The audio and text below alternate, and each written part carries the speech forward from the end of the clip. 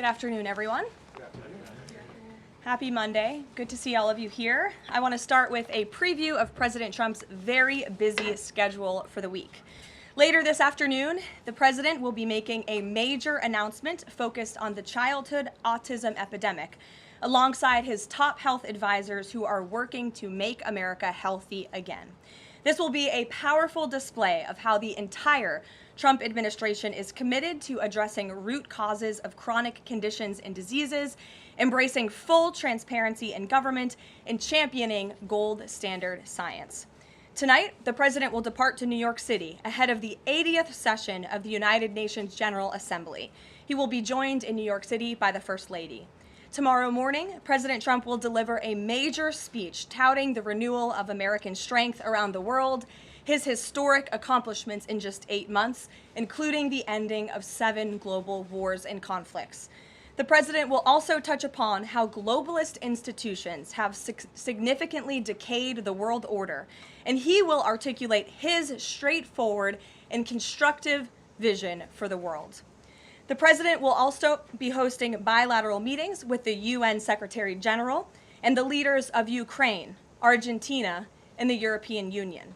The president will also later in the day hold a multilateral meeting with Qatar, the Kingdom of Saudi Arabia, Indonesia, Turkey, Pakistan, Egypt, the UAE, and Jordan. After these important meetings, the president will attend a reception tomorrow night with more than 100 world leaders before returning to Washington, D.C. On Thursday here at the White House, President Trump will welcome President Erdogan of Turkey for a bilateral meeting. And on Friday, the president will travel to Long Island for the Ryder Cup golf match between the United States and Europe. This event is one of the greatest sporting events in the world, and it would not be taking place this year without President Trump's help. President Trump signed an executive order last week preventing a strike that would have crippled the New York City area ahead of the tournament, and at the request of the 5 labor unions who all represent workers on the Long Island Railroad.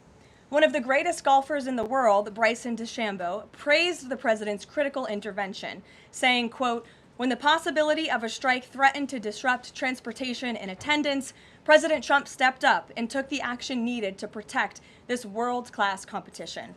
Thanks to President Trump's decisive leadership, the Ryder Cup experience will be everything fans and the golf community deserve. Again, that's a quote from the great golfer Bryson DeChambeau.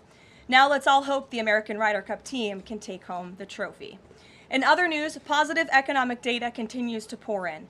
Brand new polling shows that Americans' faith in the economy and the direction of the nation is back on track and shooting even higher. Home ownership is more affordable, with mortgage rates dropping to a 3-year low. For new home buyers, this represents a $250 decline in your monthly mortgage payment, or nearly $3,000 a year. And President Trump has made it very clear he wants to continue to see mortgage rates decline to a record low, just like they did in his first term. Thanks to President Trump's unleashing energy dominance, gas prices are dropping, and Americans are spending the smallest share of their disposable income on gasoline since 2005. Additionally, the annual cost to own and operate a new vehicle is down by nearly 6% over the last year. Americans are earning more and they are spending more than ever before. After inflation outpaced for 26 straight months under Joe Biden, real wages have increased nearly every month since President Trump took office, with wages for blue-collar workers rising at the fastest rate in 6 decades. Retail sales are also booming, up 5% over last year. And the stock market is booming, and Americans' retirement accounts continue to do well, with the Dow, S&P 500, and NASDAQ all hitting new record highs. In fact, the S&P 500 is up nearly 15%, and the NASDAQ is up more than 21% since Election Day. As part of President Trump's mission to restore America as the manufacturing superpower of the world, he has secured nearly $9 trillion in U.S. investment, nearly 9 times more than Biden attracted in his entire 4-year term, and we expect that number to be upwards of $15 trillion very soon. We're already seeing the initial economic benefits of these investments, with industrial production recently rising to an all-time high. President Trump built the greatest economy in the history of the world in his first term, and we are witnessing him do it all over again. Now, before I open it up to questions, I do want to speak on the heinous political assassination of Charlie Kirk. As President Trump powerfully stated yesterday, this assassination was an attack on everything that makes the United States of America the greatest country on earth. But that attack has completely failed. The heartwarming response from the overwhelming majority of the American people over the past 2 weeks is all of the proof that you need. The assassin who took Charlie's life can destroy flesh and blood, but he can never destroy the values that Charlie stood for. All across the country, millions of Americans have prayed, hosted vigils, attended church services, became politically engaged for the first time, and honored the legacy of Charlie and the ideals he died speaking for. The beautiful memorial service attended by President Trump and 100,000 great Americans in State Farm Stadium yesterday was just the latest example. And Erica Kirk's mercy was one of the greatest acts of grace this world has ever seen. May God continue to watch over Erica and their beautiful children. Unfortunately, there have been some jarring exceptions to this unity. This past Friday, 58 House Democrats voted no, and 38 voted present on a resolution that simply stated, condemning in the strongest possible terms the assassination of Charles James Kirk and all forms of political violence. There were no strings attached to this vote. This was a simple gesture of human decency to denounce political violence. I wish I could say that this was only a fringe group, but 96 votes is nearly half of the entire House Democrat caucus. And they didn't just vote against this basic resolution condemning political violence. A number of those same Democrats took to the House floor to smear Charlie Kirk's name. The man wasn't even buried yet, and Democrat members of Congress were denigrating his memory on the floor of the House of Representatives. This was truly a sad moment and a clear reflection of how radical the Democrat Party has become. Many Democrats in elective office have now been totally captured by a radical fringe of the far-left base who want to dehumanize every person they disagree with. We must continue to call this wickedness out. It's the only way that our nation can heal. For too long, past leaders have offered platitudes while political violence has been allowed to fester and harm innocent Americans. There has been coordinated campaigns dating back years, spearheaded by radical left-wing organizations centered on dehumanizing, intimidating, doxing, and even attacking Americans whom they disagree with. These groups have radicalized impressionable individuals to foment violence. An attempted transgender assassin traveled to Justice Brett Kavanaugh's family home with plans to end his life. An attempted assassin came within an inch of ending President Trump's life in Butler, Pennsylvania, and on the campaign trail, another attempted assassin tried to kill the president at his golf club in Florida. A left-wing assassin shot United Healthcare CEO Brian Thompson right in the back in the heart of New York City. ICE agents are facing a more than 1,000% increase in assaults for simply doing their jobs. Violent radical left-wing mobs engaged in illegal behavior, targeted Jewish Americans, and shut down America's college campuses under the previous administration. Left-wing mobs burned down Tesla dealerships out of, quote, protest of Elon Musk and his policies. In May, a left-wing activist shouting "Free Palestine" murdered 2 innocent Israeli embassy staffers outside of the D.C. Jewish Museum here in Washington. These are just a few examples, prominent examples of the growing left-wing political violence in our country. Enough is enough, and as President Trump has promised, he will directly address the dark sources funding and supporting this domestic terrorism to finally restore order in our country. The American people can expect further, very strong action on this very soon. Everyone, Republican, Democrat, everyone in between, we all deserve to live in a country where we do not have to fear for our lives simply for stating what we believe in.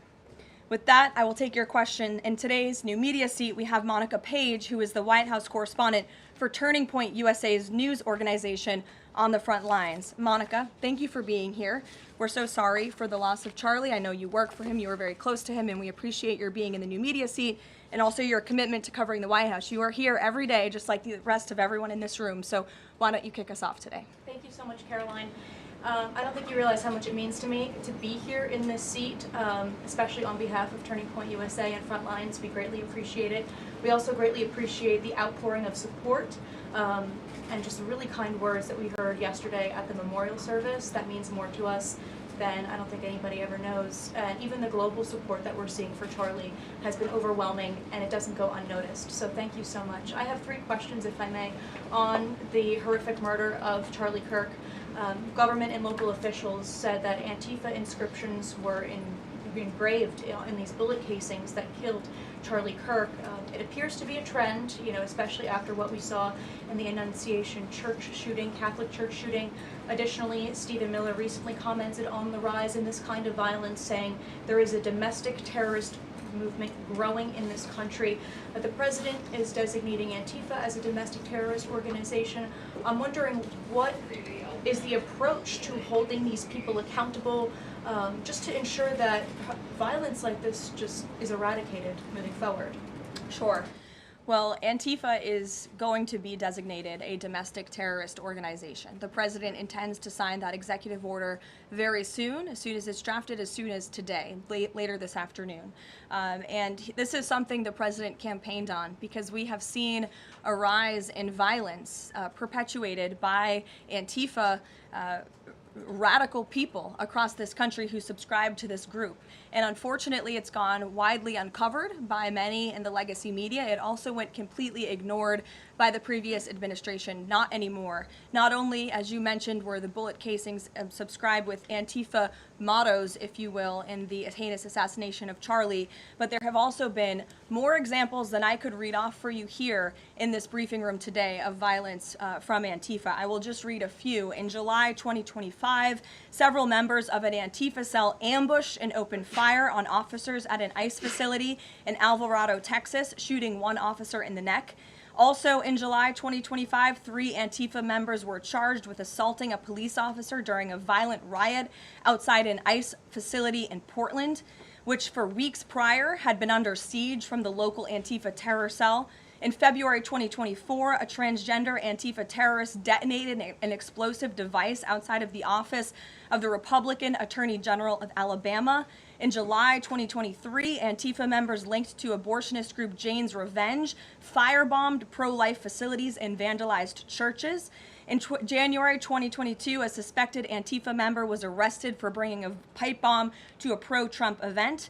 In January 2021, an Antifa supporter threatened to shoot police officers and Trump supporters outside of the Florida State Capitol building. Again, I could continue to list many more examples for those in the room who don't believe this is a serious threat to American safety and our national security, but this administration knows that it is. That's why the president will be signing this order. And we will also be, most importantly, looking at who is funding Antifa and who is funding these other violent left-wing groups that we've seen perpetuate so much crime and mayhem across our country. Thank you. And Charlie Kirk died exercising his First Amendment right, willingly debating, conversing with everybody and anybody. That was what he did. So what message does this White House have now to all Americans who feel like they are too afraid to express their beliefs, their values, their morals in the wake of such horrific violence? I think the president has answered this, and I will leave it to his response, Monica, where he so beautifully said, we have to keep fighting. We have to keep speaking up. We have to keep speaking our mind. I know that's what Charlie would want us to do, and we have a right to free speech in this country. The president supports it. It is protected by our beautiful Constitution, and Americans should not cower in fear. They should rise up in courage to continue speaking the truth. And to end on a lighter note, Caroline, sure. I'd love to know what your favorite memory of Charlie is. Sure.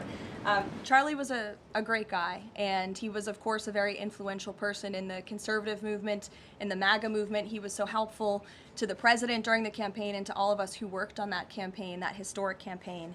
I myself had many great memories going on Charlie's amazing podcast and his show. He was always willing to text people with words of encouragement. In fact, my last text exchange with him was the day before he died, and he was asking for my husband and I's address to send a children's book to our son. And I think that just speaks to the type of person that he was. And I know so many of us here at the White House are going to miss him very much. Thank you, Caroline. Thank you. Gabe. Caroline, thank you. Regarding the autism announcement, Sure. Why now? Does the administration have new data that hasn't been published previously showing a possible link between acetaminophen and autism? I know there's been many reports about what this announcement at 4 o'clock will be, Gabe. The president is very excited about this, so I don't want to scoop the president of the United States and our Secretary of Health and Human Services, but what I can assure you is that Robert F. Kennedy and the incredible health team that this president has put together are really viewing things in a much different lens. And they are paying attention to studies and the gold standard of science and research that many in this city for far too long have turned a blind eye to. So I think Americans are going to be enlightened and proud of what they hear later this afternoon, but I won't get ahead of the president on exactly what that announcement entails. On a different topic, going back to the president's social media post from over the weekend, regarding the DOJ and his seeming frustration that they hadn't taken action quickly enough. I want to point to something that the president said during his inaugural address. Never again will the immense power of the state be weaponized to persecute political opponents. We will not allow that to happen. Is the president going back on his promise? No. In fact, the president is fulfilling his promise to restore a Department of Justice that demands accountability. And it is not weaponizing the Department of Justice to demand accountability for those who weaponized the Department of Justice. And nobody knows what that looks like more than President Trump. We are not going to tolerate gaslighting from anyone in the media or from anyone on the other side who is trying to say that it's the president who is weaponizing the DOJ. It was Joe Biden and his attorney general who weaponized the DOJ. Joe Biden used this sacred American institution to go after his political opponent in the middle of an election year. And you look at people like Adam Schiff and like James Comey and like Letitia James, who the president is rightfully frustrated. He wants accountability for these corrupt fraudsters who abused their power, who abused their oath of office to target the former president and then candidate for the highest office in the land. And I think the president is reaffirmed in those frustrations and his hope for accountability by the millions and millions of people who reelected him to this office with a mandate to demand accountability. And the president has not been shy about this, Gabe. In fact, when he traveled to the Department of Justice earlier this year, all of you were there to cover it. He said, quote, "I demand a full and complete accountability for wrongs and abuses that have occurred. The American people gave a mandate to investigate and root the corruption out of our system," and that's what the president wants to see done. Caroline. Ed. On the autism issue again, there are reams of scientific research that suggests there's no clear link between autism and acetaminophen usage. You're suggesting today they may have new information on this. A lot of it, and this entire debate, has the potential to confuse women, especially pregnant women, about what to do. What do you say to those that say what you're doing today potentially just introduces more confusion into the debate? I think women for many years, in fact for decades, Ed, have been confused by the rapid increase in autism in this country, in the childhood epidemic that is chronic epidemic, disease epidemic that is plaguing America's youth. Women are confused about that and they want answers to that. And that's exactly what this administration is focused on finding. And before you jump to conclusions based on reports that the White House has not even confirmed, I would encourage everyone in this room to go into the 4 o'clock announcement with some critical thinking skills and with some open ears to actually listen to what the president and his team of outsiders have to say about this. And there will be a number of things that will be announced and discussed. And I think, I know as a mother myself, I speak, I believe, for many mothers across the country who really want answers to what is happening to our nation's children. So again, I won't get ahead of the president, but I think everyone in this room needs to tone down the judgment before you even hear what people are going to say. Sure. Thanks, Caroline. So too on the Holman investigation, I mean, can you just speak to, did the president ask the Justice Department to close the case, and does Holman No. have to return the $50,000? Well, Mr. Holman never took the $50,000 that you're referring to, so you should get your facts straight, number one.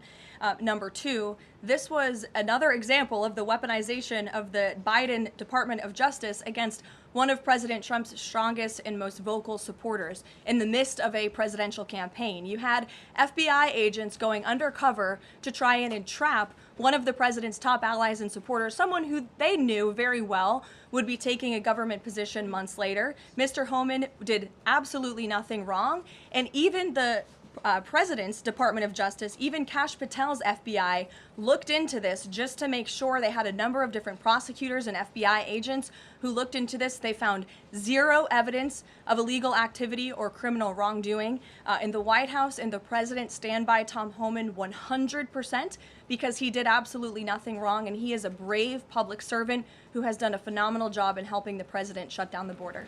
Mary. Thanks, Caroline. I have two questions on far-left violence. Sure. The first one, the president said yesterday that the bullet hit Charlie, but it was aimed at every one of us. Do you and your colleagues have a heightened sense of fear following this shooting and this far-left violence we're seeing across the country? I certainly think there's a heightened sense of awareness by conservatives across the country, by all of us here at the White House. Again, as I said to Monica, many of us were personal friends with Charlie and had involvement with Turning Point before we came and served our government in this way. So certainly it's a very shocking incident, and I think, it's very unfortunate that those of us who work in this movement have to think about violence just for speaking our minds and for supporting President Trump. And as a follow-up on that, I asked the president last night on Air Force One about this pattern of transgender violence we're seeing. Charlie's killer lived with his boyfriend who identifies as transgender, and then we had the Annunciation shooting, the Covenant shooting, all of these incidents. The president said that we're looking into transgender violence. Does that mean the FBI is looking into it? And can you give any more clarity on how the administration is viewing this uptick in specifically transgender violence? It's definitely something worth looking into, and I think anyone who denies that at this point is being willfully ignorant. And the administration is taking it seriously, all causes of violence, and why these people would be driven to such evil and such hatred. And there's probably many answers to that question, but the administration is really focused on all of them. For individual investigations and cases, of course, the FBI and the Department of Justice are leading those. But as for this overall violence and domestic terrorism that we're seeing, the White House and the president's policy team will be leading the charge, and that really begins with designating Antifa as a domestic terrorist organization. And I can assure you there will be additional actions to come. Sure, in the pink. Thanks, Caroline. Liz Landers with PBS NewsHour. I just wanted to follow up quickly on something that the president had said yesterday. So we heard from Erica Kirk. She said she forgives the man who shot and killed her husband. And then right after that, we heard from the president who said, I hate my opponent and I don't want the best for them. How does that square with bringing down the temperature of political violence in this country? And then, if I could, I had a follow-up on Venezuela, too. Look, the president is authentically himself. I think that's why millions of Americans across the country love him and support him, including Erica Kirk, who you saw so beautifully was on stage with the president in an unthinkable moment, in the midst of an unthinkable tragedy, and was leaning on the president for support during that time. And he was there to give it to her, as well as the vice president and many other top-ranking cabinet officials. Kayla. Thanks, Caroline. On TikTok, the deal. How much is the deal? And if you can't give an exact number to how much the deal is, when can we expect to learn how much the deal is being valued at? And then separately, who are the members involved in the deal? Like, can you share any more details there? So I don't have a specific number for you, nor am I going to confirm the specific individuals and entities in the deal, Kayla, but I do have several details I'm happy to run through for all of you, and the president will be signing the deal, the official deal, later this week at some point. Under the terms of this deal, TikTok will be owned by a majority of American investors and controlled by a board of directors with extensive national security and cybersecurity credentials. In partnership with the U.S. government, Oracle will serve as TikTok's trusted security provider, and they will independently monitor the safety and data security of all U.S. user data on TikTok's platform. Americans' data will be stored securely in the United States without access from China. All U.S. user data will be stored on servers operated by Oracle in the United States, protected from surveillance or interference by foreign adversaries. And the algorithm, I know this is a question many of you have had, will be secured, retrained, and operated in the United States outside of ByteDance's control. And TikTok will remain globally interoperable, meaning TikTok users in the US will be able to see videos posted by users in other countries and vice versa. While I don't have a number on the specific deal, we do expect that thanks to the president's leadership and the securement of this historic deal, businesses using TikTok will generate as much as $178 billion in economic activity within the US over the next 4 years. So this is great news, not just for the millions of American youth who use TikTok. Their data will be safe and secure with this new deal. They'll continue to use this very fun app.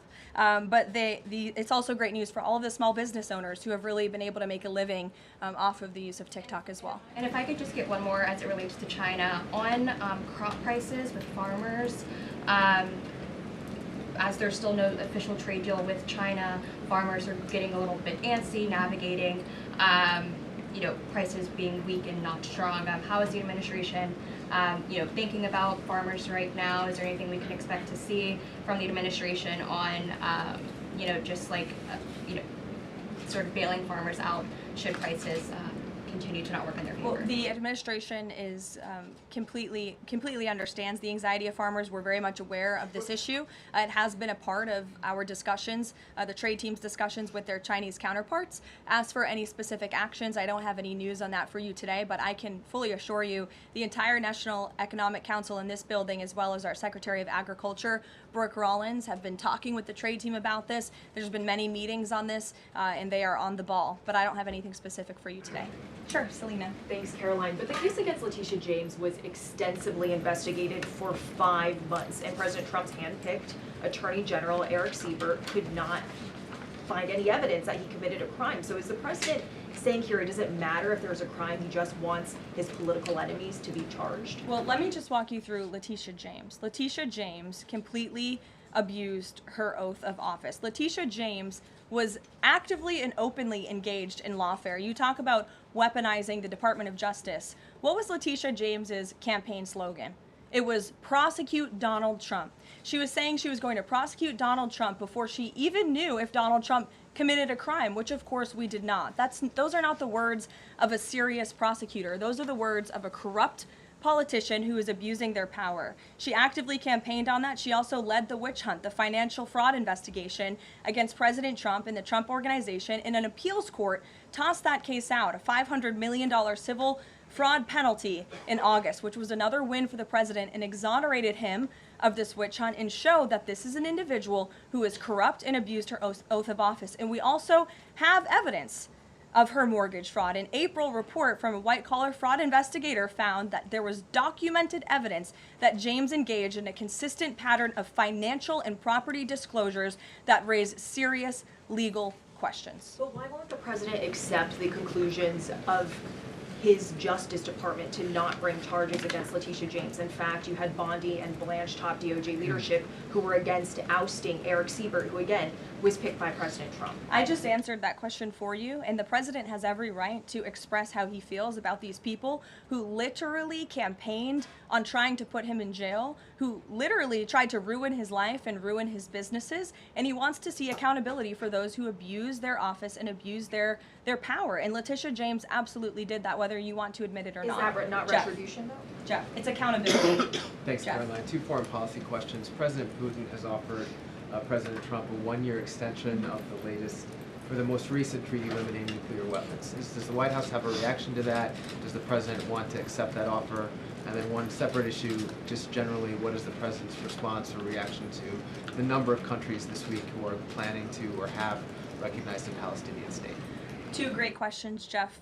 To your first question about Russia, the president is aware of this offer extended by President Putin, and I'll let him comment on it later. I think it sounds pretty good, but he wants to make some comments on that himself, and I will let him do that.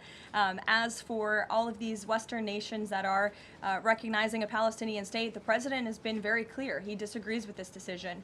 He spoke about that in the UK, standing right next to his friend, Prime Minister Starmer, and he feels this does not do anything to release the hostages, which is the primary goal right now in Gaza, does nothing to end this conflict and bring this war to a close. And frankly, he believes it's a reward to Hamas. So he believes these decisions are just more talk and not enough action from some of our friends and allies. And I think you'll hear him talk about that tomorrow at the UN.